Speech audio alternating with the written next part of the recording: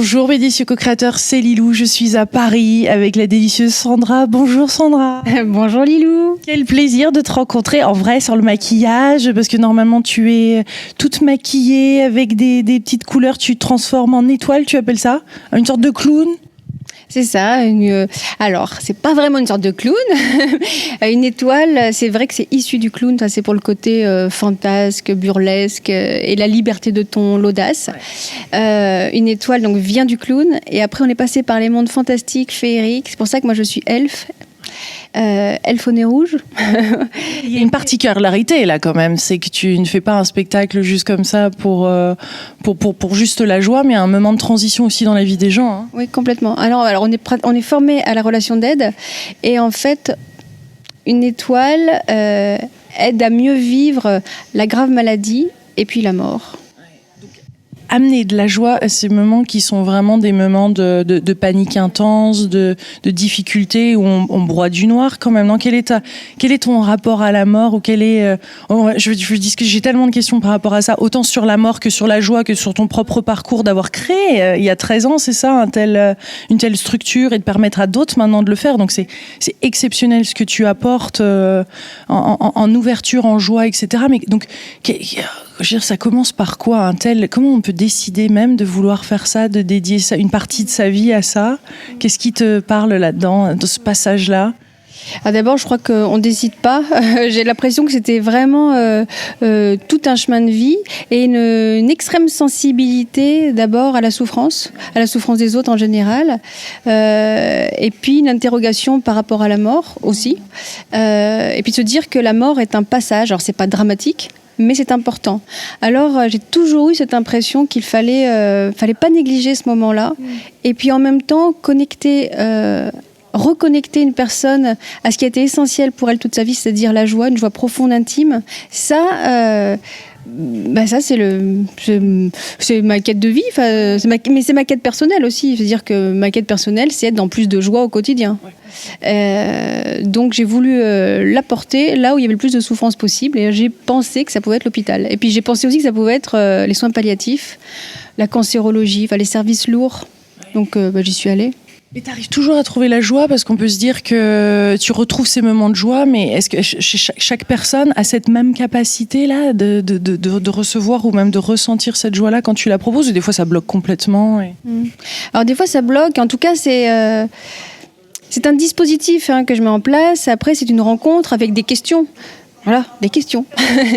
Alors, j'en pose. Qu'est-ce qui t'a rendu heureux? Et l'idée, c'est de proposer une visualisation, et on va dans les espaces de joie. Et je pense que normalement, tout le monde a eu des moments heureux dans sa vie. Par contre, parfois, on les a oubliés. Donc moi, j'essaye de faire réémerger ces moments de joie, et on rentre dedans. Donc ça, c'est possible.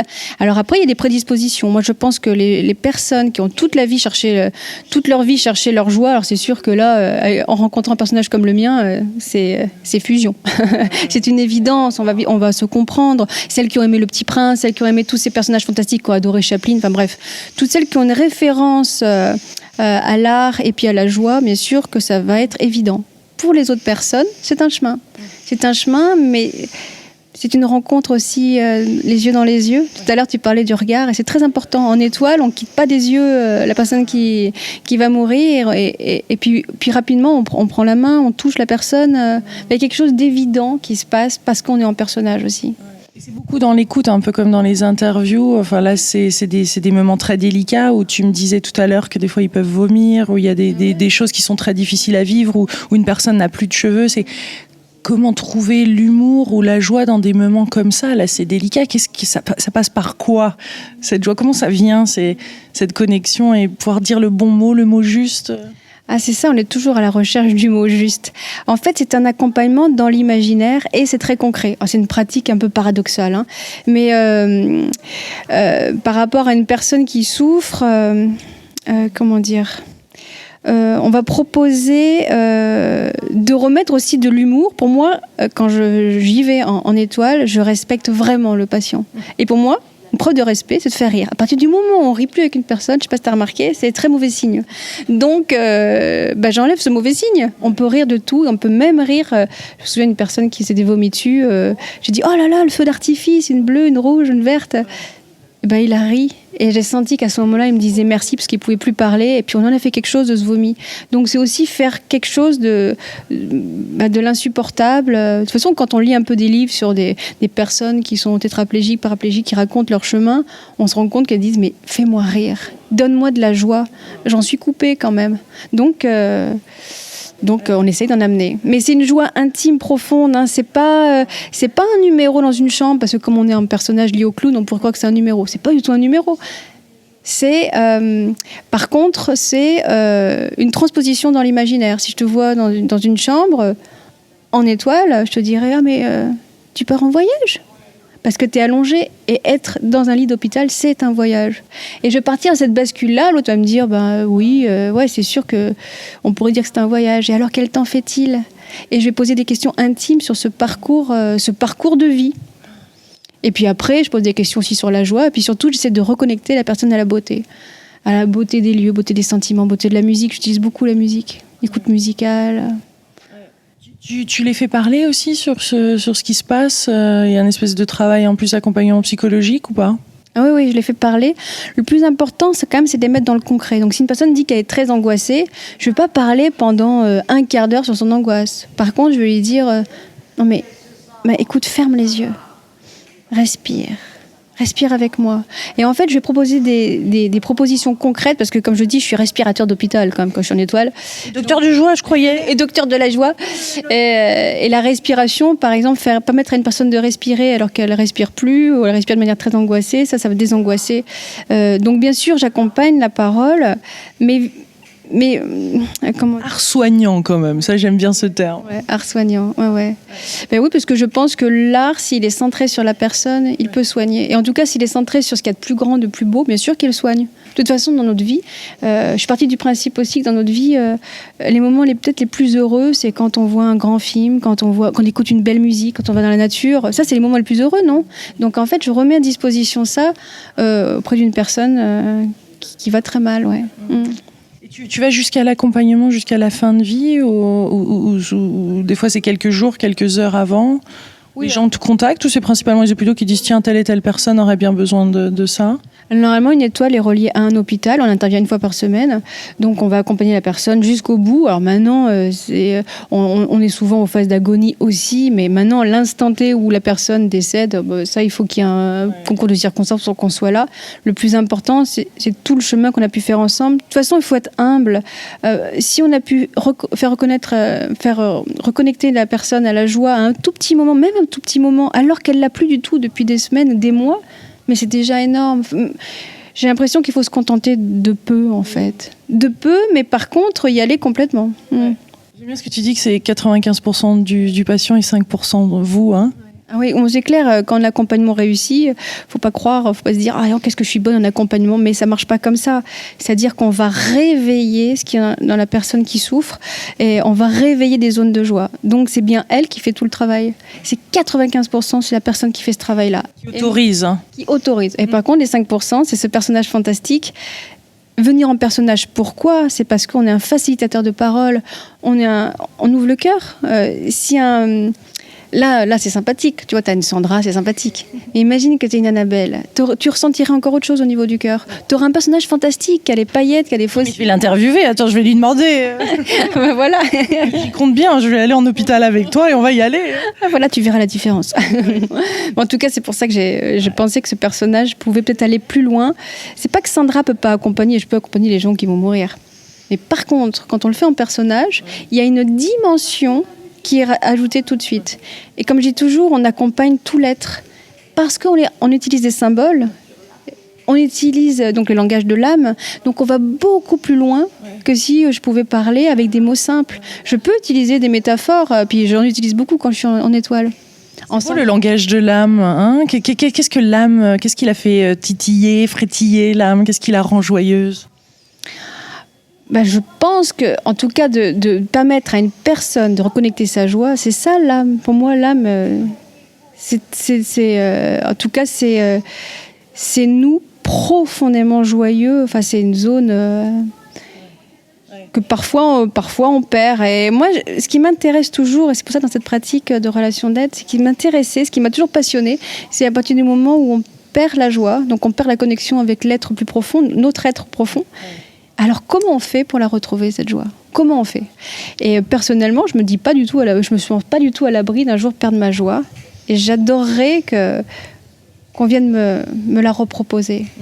Et là, je pense que, surtout si c'est une étoile, le côté fantastique, va me réveiller, le côté poétique va me réveiller cette zone, quoi. Et le côté authentique aussi, parce que ça, on en a besoin. Enfin, en tout cas, je vais parler personnellement, mais j'en ai besoin, et c'est avec ça qu'on va reconnecter. C'est ça qui va planter la vraie graine, une vraie belle graine qui donne envie de retourner vers cette joie. Complètement. Mais je pense que quand on est en personnage fantastique comme ça, un personnage, une création artistique, on est d'une authenticité. Ça me fait penser que souvent les patients me disent « Oh là là, pourquoi vous êtes déguisée ?» Mais je ne suis pas déguisée, je suis révélée. Et je renvoie quand même quelque chose de ma vie intime. Quand je me transforme comme ça, j'ai l'impression...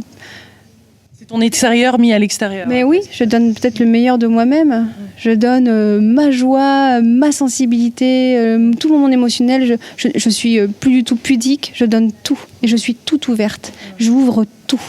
Alors, qu'est-ce que ça fait d'être accompagné par une personne qui, d'un seul coup, ouvre tout, donne tout, et crée, pour l'autre qui souffre, un personnage merveilleux pour l'emmener dans quelque chose de beau et d'apaisant. C'était l'idée. Et en général, ça marche bien. Tu crois qu'on meurt comme on a vécu ? Souvent, je l'entends, ça en interview, c'est ton sentiment ? Ah mais complètement. Moi j'ai l'impression que et c'est un encouragement d'ailleurs à travailler la joie. Hein.